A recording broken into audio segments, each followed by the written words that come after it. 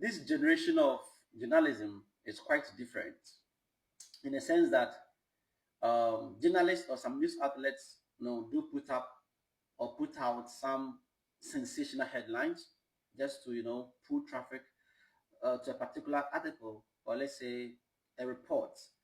And sometimes too, we can find ourselves reading a lot of misinformation. And that's why when you get to hear about something, you need to do proper verification. It's very important.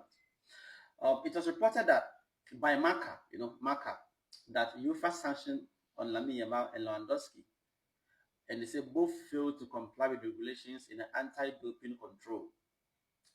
You see, if you read this headline and you don't go further to research or dive deep into the story, you might think that, oh, they breached anti-doping rules and therefore they've been fined. Barca players, as they said last season, they put an armband on their wrist, that white thing, and this is a form of anti-doping, blah, blah, blah.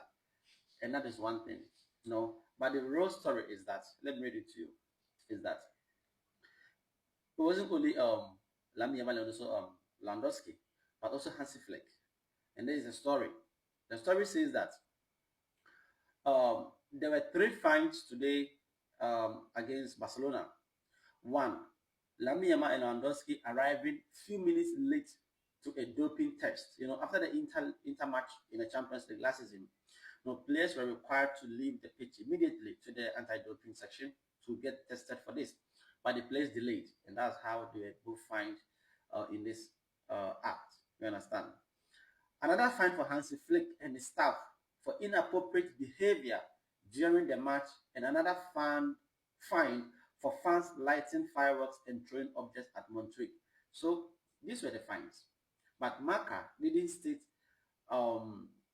in detail why these players and the coaching staff and the fans were fined.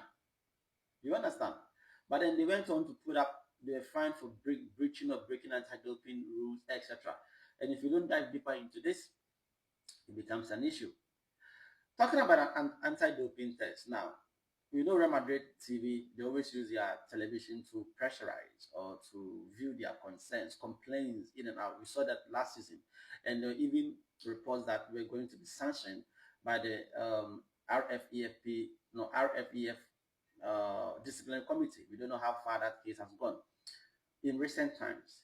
Last time I reported to you that Madrid told La Liga that if they could push their first match or that the league opener further, because they do have less days to prepare.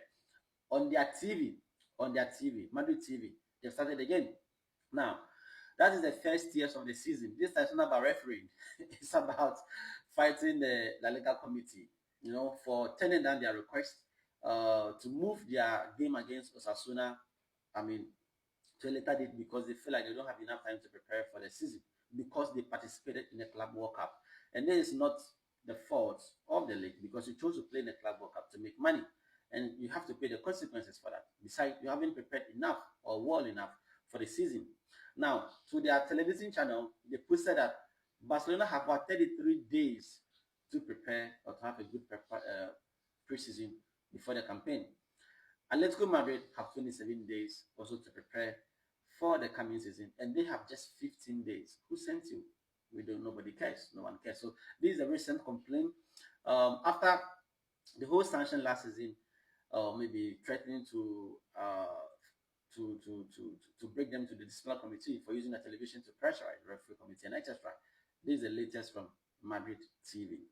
So guys, that will be for today when it comes to news update from Spain.